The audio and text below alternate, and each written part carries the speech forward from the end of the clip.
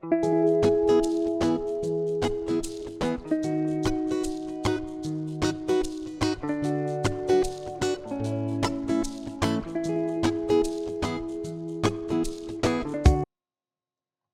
exercício seguinte é aquele que eu já conheço vocês, eu sei que vocês batem o olho, vem o planinho inclinado aqui, já dá uma vontade de pular, mas a gente não pula, lembra? A gente vai fazer amizade com o plano inclinado.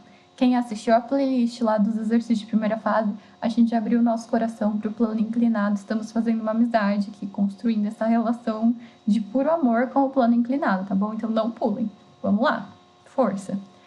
Um reboque com uma lancha de massa total 500 kg é engatado a um jipe de massa 2.000 kg sobre um terreno plano e horizontal, como representado na figura 1. Tá vendo como valeu a pena não pular? No começo tá tudo bem, ele tá no retinho, ele nem tá no plano inclinado, é só na letra B que tem plano inclinado. Então, vamos fazer pelo menos a letra A. Viu? Valeu a pena não ter pulado. E aí tem o desenho, né? Então, na frente a gente tem o jipe e atrás a gente tem o reboque e a lancha juntinhos. Em seguida, o motorista aciona o motor do jipe, então ele acelera, para que passa a aplicar uma força constante sobre o conjunto jipe, reboque e lancha, acelerando-o sobre o terreno plano. Letra A. Sabendo que a força aplicada pelo motor do jipe ao conjunto jipe, reboque e lancha tem intensidade de 5.000 newtons e desprezando eventuais atritos em engrenagens e eixos, determine a intensidade da força de tração no ponto de engate do reboque do jipe, considerando o momento em que o jipe inicia seu movimento. Gente, eu li esse enunciado na hora que eu estava resolvendo para preparar esse slide. Eu li umas 5 vezes, eu não estava entendendo o que ele estava falando. Até que eu entendi que o engate está ali no meio. E é como se tivesse uma cordinha ali, por isso que ele chama de tração. Então, o que está acontecendo? O jipe está acelerando para a esquerda. A hora que ele acelera, ele puxa o resto do negócio junto, né? Então, existe uma força empurrando tudo para a esquerda, seria a força do motor, e aí ele quer saber essa força que tem aí no meio, entre eles. Só que o que ele chama de tração no ponto de engate do reboque ao jipe, na verdade, é a força que o jipe está fazendo para puxar o resto para lá. Só que existe uma reação dessa força também agindo nesse negócio. Então, eu vou separar os nossos corpos para ficar um pouquinho mais fácil da gente visualizar. Então, o jipe, e aí tem o engate, lógico. E o engate, eu só dividi pra gente fazer o diagrama de corpo livre, que é desenhar as forcinhas de todo mundo separadinho pra gente não se confundir. Mas vamos lá. Do outro lado a gente tem a lancha e embaixo o reboque, que ele tá tratando como uma coisa só. Beleza. Então vamos lá. Quais são as forças que agem em cada um dos nossos corpos, né? Ele quer saber a força de tração, então ele quer saber uma força. Então a gente tem que analisar todas as forças. Beleza. Então a gente tem a força do motor, que está dentro do jipe, então essa força está acontecendo dentro do jipe, mas está puxando tudo de uma vez, porque está tudo junto, né? Tá tudo relacionado. Eu só estou desenhando separado para a gente visualizar mais uma vez. Certo, então eu tenho essa força, chamei de F, e ela vale 5.000 newtons. Quais outras forças agem no nosso jipe e no nosso engate, enfim. Eu vou chamar de F e E, a força do engate, mas é isso que ele chamou de tração, tá bom? Só pra gente não confundir uma força com a outra, eu chamei de F e E.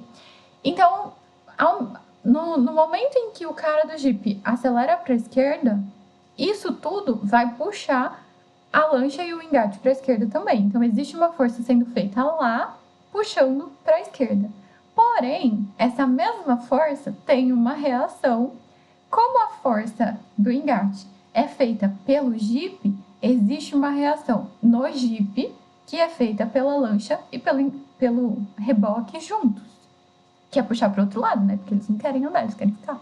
Então, reação tem a mesma direção, mesmo módulo e sentido oposto. Então, ele vai ser para a direita e ele vai agir no outro corpo, que é o jipe. Então, a gente tem a reação agindo no jipe. Eu fiz até de cor diferente para a gente não se confundir. A laranja são as forças que agem no jipe e em roxo são as forças que agem na lancha reboque. Vou chamar junto, mas são duas coisas que ele está tratando como se fosse uma só. Que outras forças estão agindo aí? A gente tem peso e normal no jipe, né? Tem peso porque ele tá na terra, tem normal porque ele tá apoiado no chão. E no outro também tem peso e normal, mas tá tudo bem, o peso e o normal, elas estão se cancelando, não tem problema, né? Eles só estão andando ali pra esquerda. Beleza. O que a gente vai fazer agora? Vamos montar a equaçãozinha para cada um dos nossos corpos. A gente sabe a massa do jipe, que é 2.000, o reboque com a lancha é 500, os dois estão em quilogramas. O Fão, que a força do motor é 5.000 newtons, e a gente quer saber a força do engate, que ele chamou de tração, mas eu vou chamar de força do engate. Beleza. Vamos montar, então, a equaçãozinha obedecendo a segunda lei de Newton. Força resultante, massa vezes aceleração. Para quem não decorou, gente, a frase que eu costumo usar para essa fórmula é física igual a muito amor. Que é verdade, né? É força resultante igual a massa vezes aceleração. Tá, então eu vou fazer isso para cada um dos nossos corpos. Primeiro para o Jeep, depois para a lancha mais reboque. Mas quem é a força resultante? Força resultante é quem ajuda ele a se mexer para onde está indo, né? No caso, para a esquerda, menos quem atrapalha. Então, vamos lá. Para o Jeep e depois para a lancha mais o reboque.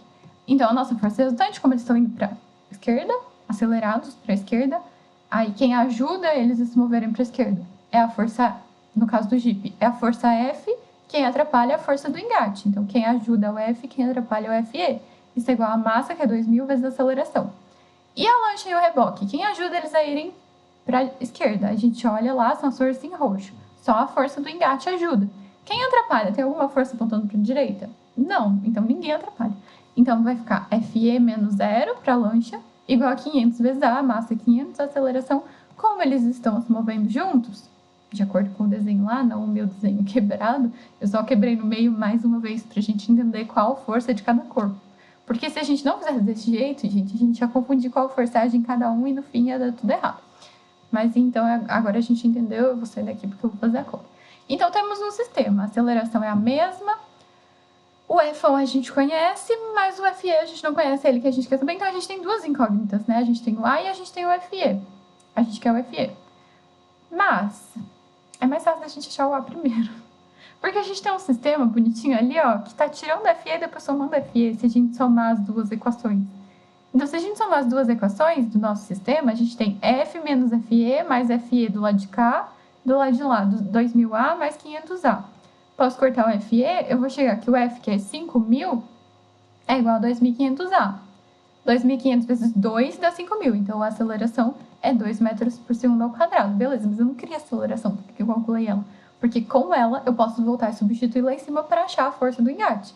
Então, eu posso substituir, por exemplo, nessa equação aqui de baixo, FE menos 0 é FE, isso é 500 vezes A, que é 2. Então, 500 vezes 2 dá 1.000 newtons, e é isso que a gente queria saber, a força do engate. Então, essa é a resposta da letra A. Beleza? Vamos apagar tudo.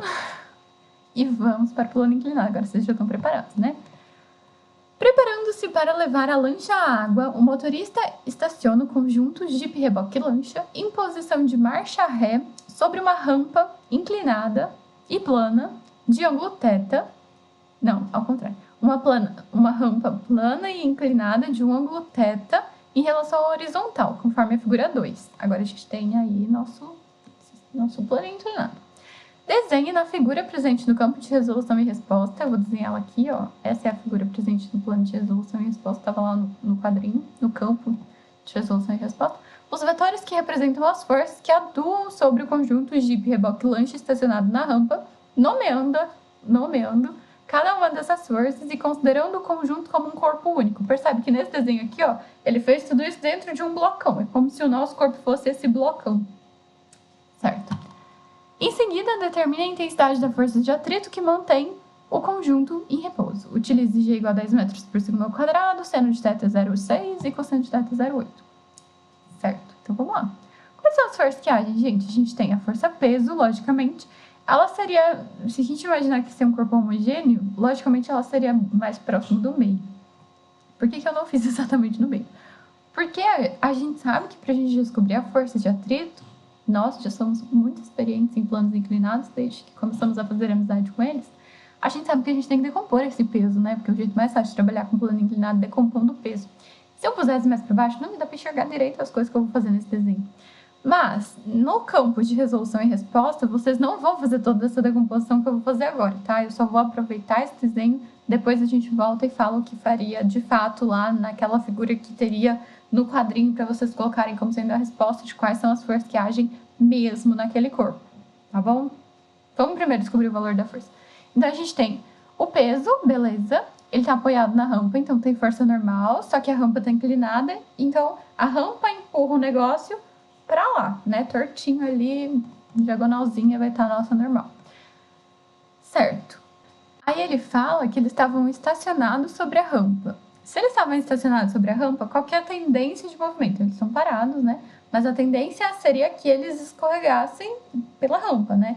Então, a tendência de movimento seria eles descerem. Portanto, a força de atrito é no sentido de subir. Então, atrapalhando esse movimento. Então, a gente vai desenhar a força de atrito ali. Certo, então, essas seriam as forças que agem no nosso conjunto. Mas não vai ser isso que a gente vai pôr na resposta, tá? A gente vai dar uma simplificada, porque no final a gente vai falar, mas a força normal e a força de atrito são partes, são componentes da chamada força de contato. Então, a hora que a gente for colocar lá no final a resposta mesmo, lógico que essa é uma possibilidade, tá tudo bem se vocês quiserem fazer o desenho assim, mas se vocês quiserem fazer o desenho com a força de contato, eu diria que é até mais completa a resposta, mas depois a gente fala sobre isso. Vamos primeiro descobrir quanto vale a nossa força de atrito. Como a gente descobre quanto vale a nossa força de atrito? O peso é o único que está do contra aí nas nossas direções, né? Se a gente imaginar o nosso eixo de coordenadas, nosso referencial tortinho ali junto com a rampa, a gente tem a normal na vertical, a gente tem o FAT na horizontal e o peso está atrapalhando tudo. Então, o que a gente vai fazer? A gente vai decompor o peso em uma componente ali na horizontal, né? Que seria a mesma direção da força de atrito, puxando ele para baixo, é o peso que faz ele querer descer, é essa componente do peso que faz ele querer escorregar da rampa. E a gente vai ter uma outra componente do peso na direção da normal, que vai estar cancelando com a normal ali, né? Vai estar fazendo o nosso conjunto não afundar na rampa e ao mesmo tempo não flutuar, né? Por causa da normal, beleza. Então, vamos lá. Vamos decompor o nosso peso. Então, lembra, a gente faz como se fosse uma lanterninha ali, né? Iluminando e ver qual é a sombra que se forma do vetor P ali em cima.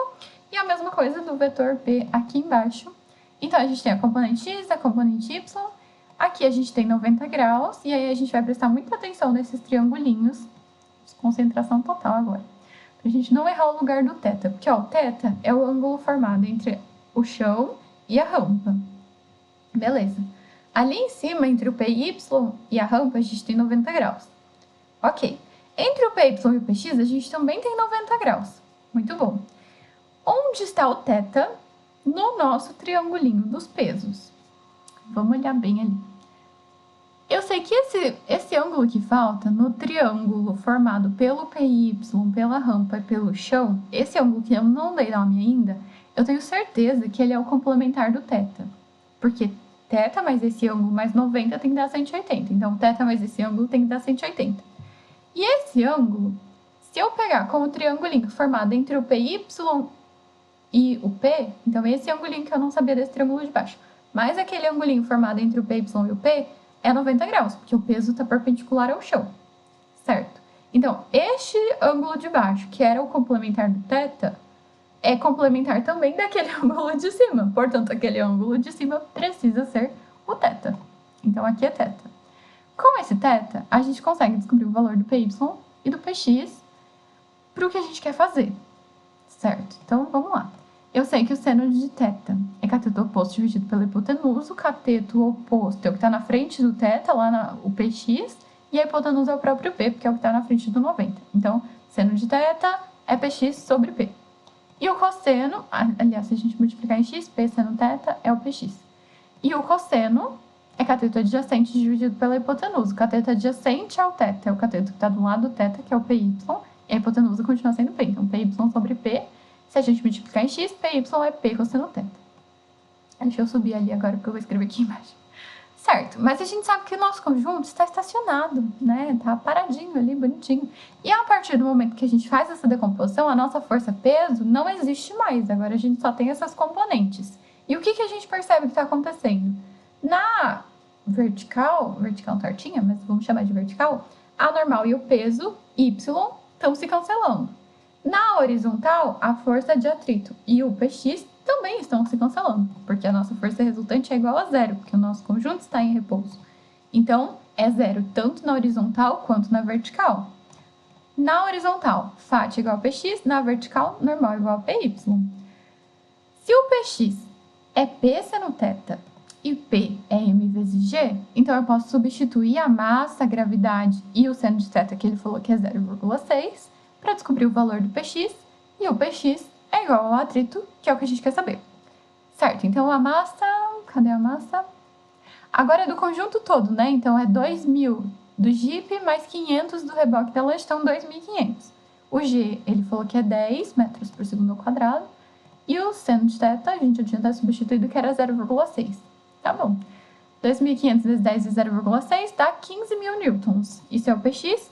Se o Px é igual à força de atrito, então a força de atrito também é igual a 15.000 newtons. Portanto, essa é a primeira parte da nossa resposta da letra B. Agora falta desenhar as forças, né? Que era o que ele tinha pedido. Então, apaga tudo de novo, beleza, tá aqui. Ele quer que a gente desenhe, então, os vetores que representam as forças que atuam sobre o conjunto Jeep, reboque e lancha. Então, primeira coisa, gente, a gente não vai desenhar os componentes do P. Porque o P é que é a força de fato, né? Que tá agindo ali. Não o PX e o PY separados, a gente só decompõe para facilitar na hora de fazer a conta, né? Mas então a gente esquece PX e PY, apaga eles do nosso desenho. Eles não serão desenhados no campo de resposta, onde ele quer saber as forças que atuam nesse conjunto, tá bom? Então, força-peso. E aí, a normal e o atrito, a gente poderia muito bem deixar o desenho assim, tá certo, tá tudo bem. Mas se a gente quiser deixar mais completo, a normal e o atrito fazem parte daquela força que a gente falou lá no começo, chama força de contato. Ambas só existem porque o bloco está em contato com a rampa. Então, a gente poderia pegar essas duas forças e somar elas para formar esse contato. Só que essas duas forças estão em direções diferentes, mais especificamente em direções perpendiculares. Então, para a gente somar, a gente precisa somar vetores. Então, eu vou desenhar fazendo a soma, né? Então, o começo de uma no final da outra, beleza. Então, vou pôr primeiro a normal aqui. Aí, no final dela, eu vou desenhar o começo do atrito. Então, vê só como eu vou encaixar ali. Percebe que eu não girei, nem mudei tamanho, não fiz nada. Eu só arrastei ela aqui para baixo. Certo? Resultante do começo da primeira, que é o começo da normal, até o final da última, que é o final do atrito. Então, ela vai estar para cima. Essa é a força de contato que eu vou desenhar ali no campo de resolução e resposta. Então, se eu fosse desenhar assim da maneira mais completa possível, de preferência bem no meio do bloco, seria a força peso para baixo e a força de contato que deu para cima, né? Essa é a nossa força de contato nesse plano inclinado. Então, mais completo ainda ficaria esse desenho lá na folha no quadrinho da resolução e resposta. E aí sim, acabamos a segunda parte da letra B e acabamos esse exercício.